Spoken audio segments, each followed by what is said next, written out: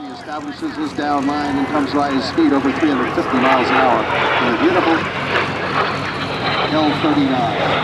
The aircraft built by Vodahody in the Czech Republic. The aircraft is just over 6,000 pounds with its 5,000-pound thrust engine.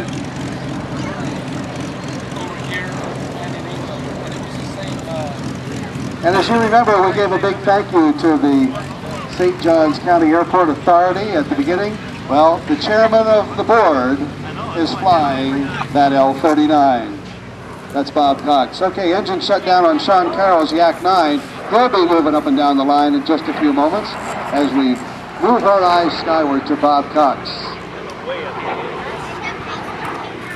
And we thank you, Bob Cox, Mr. Chairman of the Airport Board, for allowing us to have this air show in which you can perform in this beautiful silver and black Aero Vodahody L-39 Albatross.